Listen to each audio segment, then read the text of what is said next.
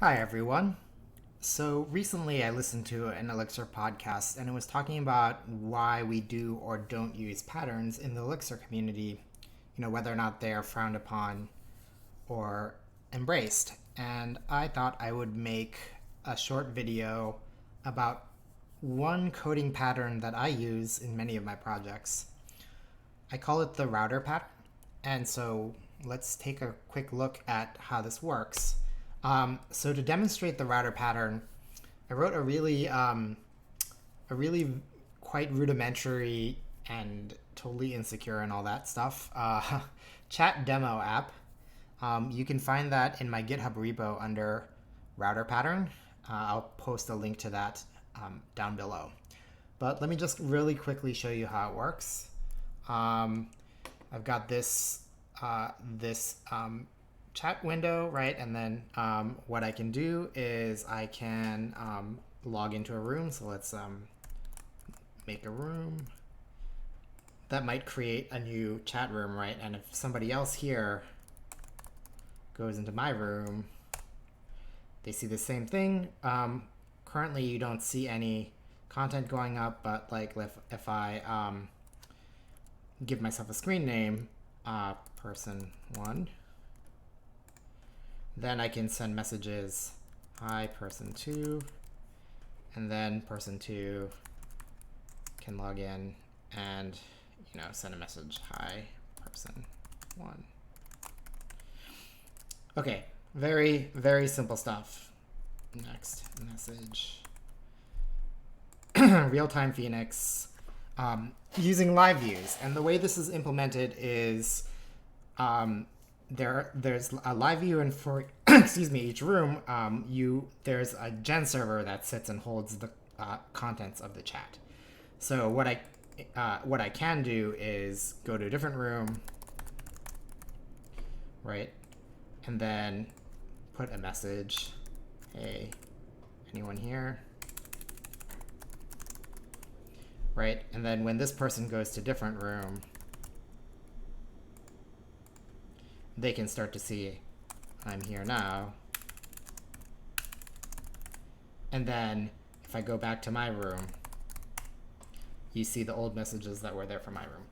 So this is just implemented as just a dumb list of chats in the backend, nothing too complicated.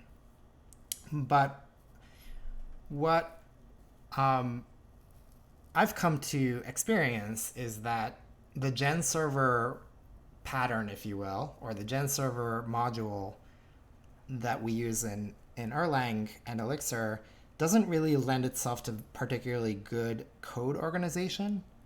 I believe that this was a huge complaint of Dave Thomas, and he really wanted to try hard to rebuild the way that we interface with GenServer. He built a library to do this, but I think it kind of had difficulty gaining traction because it's not idiomatic Elixir. There was a lot of magic that happened behind the scenes, and so not only did you have to buy into using Elixir, but you also had to buy into using this DSL on top of Elixir. And I think that was maybe the hard part. Now, what I've come up with here in the router pattern is a way to get some of Dave Thomas's ideas out and about just using standard Elixir bits and pieces and just a little bit of clever organization. So let's look at the chat room code. So here's the code for the chat room. The chat rooms register themselves using the standard Elixir registry. And you can use that to get their PID using this via tuple. And of course, you can perform GenServer calls to the via tuple to convert that into a PID using the registry, and then you can issue standard call commands to these rooms. And these rooms are stored in the registry under their name. And also the real-time updates are handled using Phoenix PubSub, where we use this where we use this router or this room colon state.room string to tell you which room to subscribe to. Okay, so it's pretty simple. But here's the big problem. So this code is all over the place. I have like some boilerplate stuff like child spec start link in it up here. I wrote this create thing. It's maybe not in the best place, but it kind of also is like an initialization thing to figure out what the actual API of this GenServer is. It's here, and then there's also this get chat function, and then there's also this send message function. And then in order for me to understand what the send message function does, I have to actually go from this. I have to go from this function call right here and then go to the handle call. And so there's a lot of context switching where I'm starting from here and then I have to go all the way down here and then read it and then go back up. And so this is not really a good way to organize your code. So here's kind of one of the things that I do. The first thing I do is I take the API and then build it in here. And the API is just going to be the surface area that we're intended to expose to things that are outside the boundary of this module, right? And the nice thing is that we can take advantage of these spec terms and go ahead and do that. So let me also just copy paste these so I remember what they are. Okay, so get chat.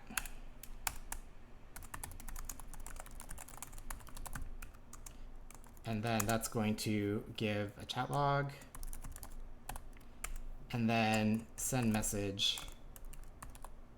Oops, spec.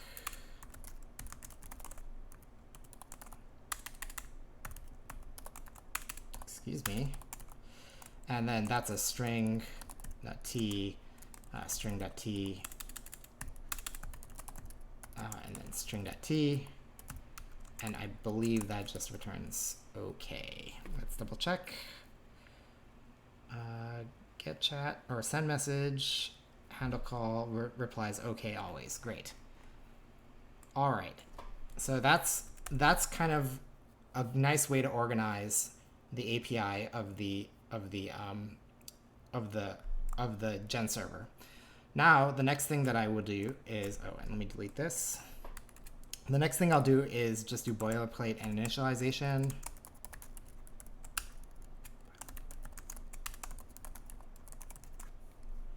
And that's just going to be child spec start link and init.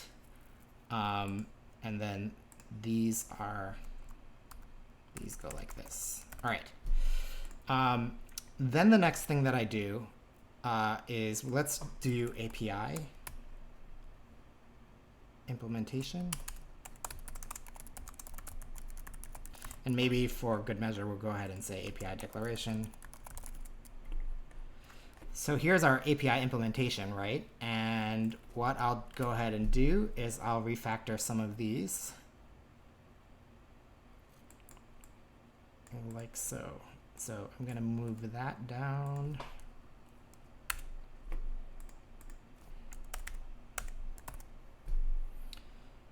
And so these are the three functions that I implement, right? Create, get chat, and send message.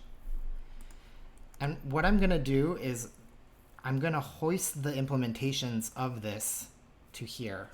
So def p chat impl, and this is going to take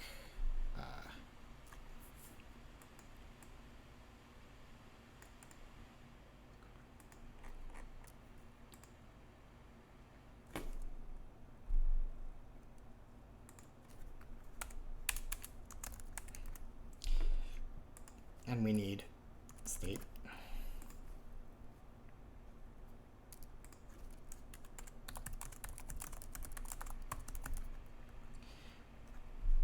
And typically in this case, what I like to do is I like to go ahead and make the names match. So here I called it get chat. Probably I should call it get all, or actually the function call is get chat. So I should change them to all be consistent and be get chat. So this needs to get chat. So now we have a consistent call and then a consistent name for the implementation, and that should punt here. And this I'm going to call the router.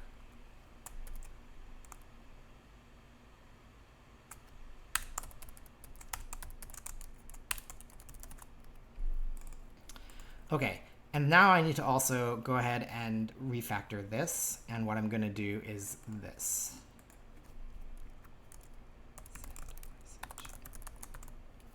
And when you have parameters inside of your call, what I do is I always make this as consistent as possible.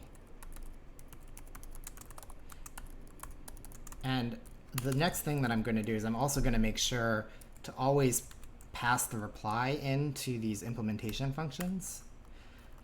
We can ignore them at the implementation function level.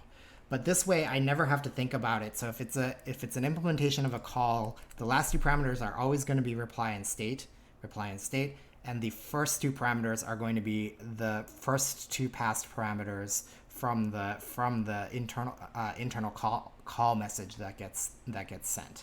Okay, so this needs a reply, and we can ignore that. And here, the corresponding one is going to be def-p send message impl. And then it's going to be room, screen name, reply, and then state. Oh, message, and then state.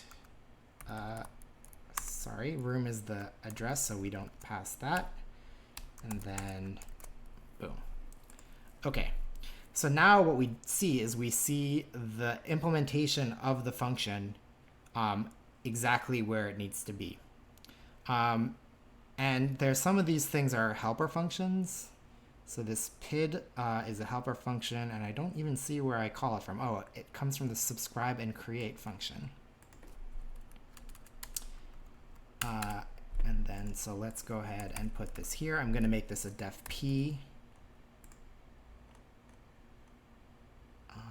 And then that should be fine.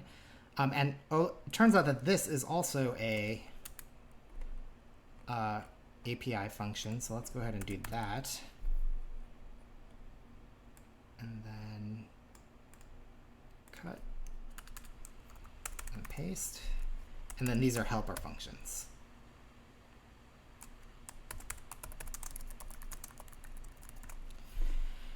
Okay, so now we have a much cleaner surface area where we can see all of the API functions, their implementations, and when they do call and reach into the GenServer, it's very obvious what it's doing, and you have an obvious one-to-one relationship between the call for the function and then also the implementation. So I think that this makes it and you can basically ignore this router bit here. That's just boilerplate, and this should always be one-to-one. It should be this should be a basically auto-generatable, if you will, set of rules on how to generate this router, and so you shouldn't have to think about any of this, and that's why we put it at the bottom. Never think about write the router once and never think about it ever again. Okay, so that's how you refactor a GenServer to have a much more organized flow in how the code works and is laid out. So this pattern isn't only for GenServers. Most people, in fact, I don't think are really writing GenServers in Elixir, or if you are, almost certainly you should think twice about doing that. But you might be writing a LiveView.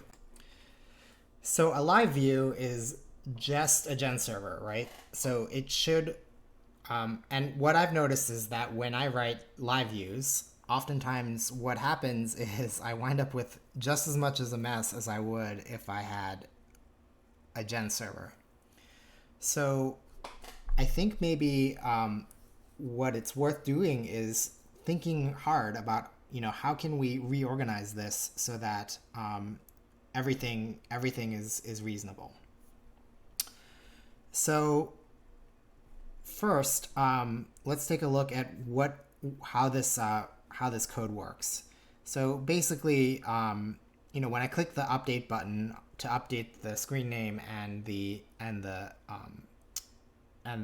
room, it sends this information via this JSON room and screen name, right? And then it cleans up if it had any previous content, it cleans it up, and then if it has new, it creates a new set of subscriptions both to the pub sub and to the chat room.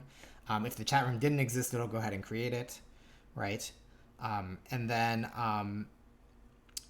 it does a send after self with this get chat message. Now, the reason why it has to do this is because the subscribe or create function oftentimes can take a little bit of time before the chat room process exists inside of the process registry, right?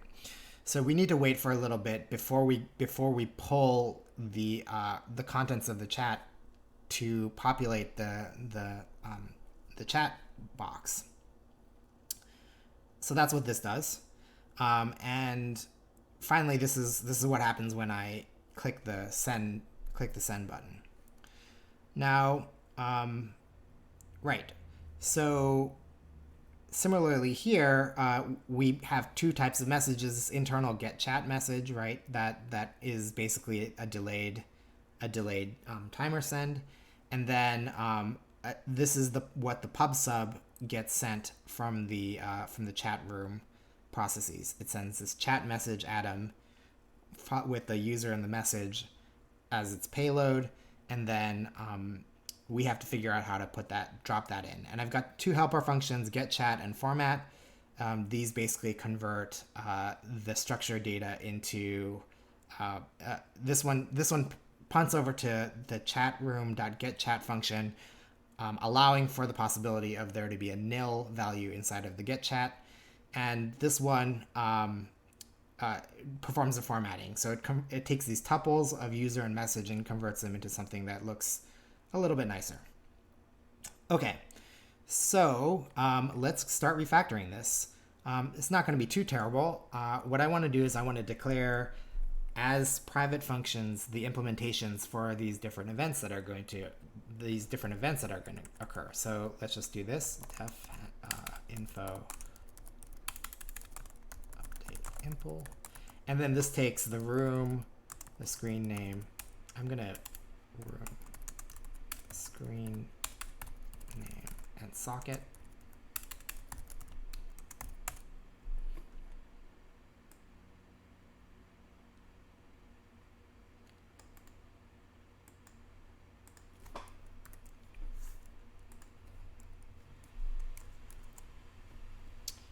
And then we're going to just punt here.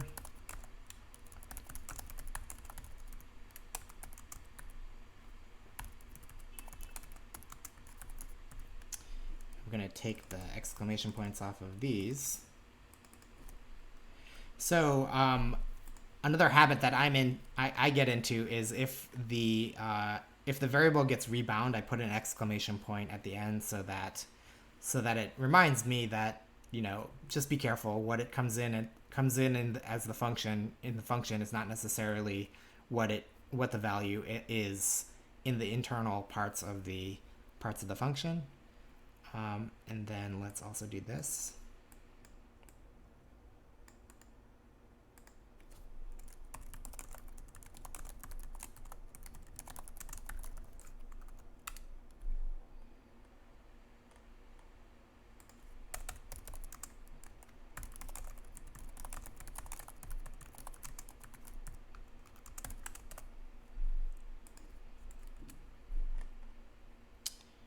Call this event handling.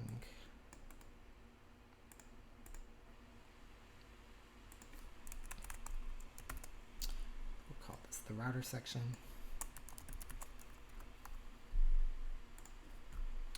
And the last two things that we need to implement are the get chat and the chat message. So let's do that.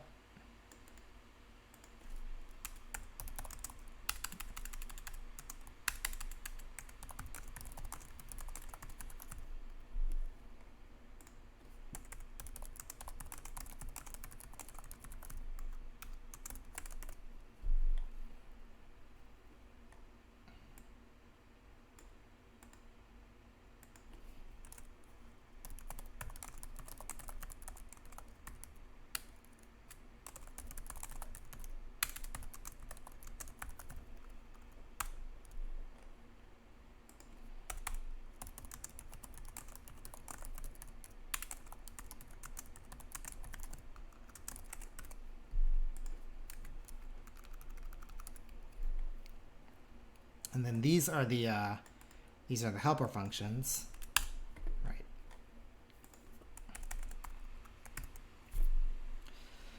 And so why is this helpful at all? Well, before, what we couldn't do without getting a warning was to put the helper functions for get chat and for handle info, which uses the format functions, right? I couldn't put those wherever I wanted to. I couldn't put them between these two because they were both needed to have that handle info header. But now you can see that this get chat, so this format is a general helper because it's called by two different functions, right? And then, I might, depending on how complicated the code base gets, I might add a couple of comment blocks between here so that I can see that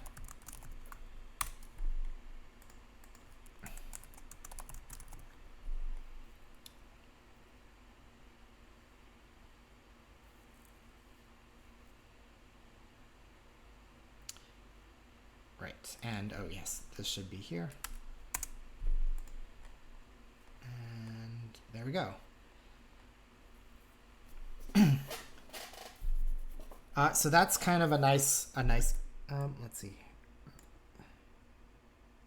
Oh, this is not handle info. This should be chat message.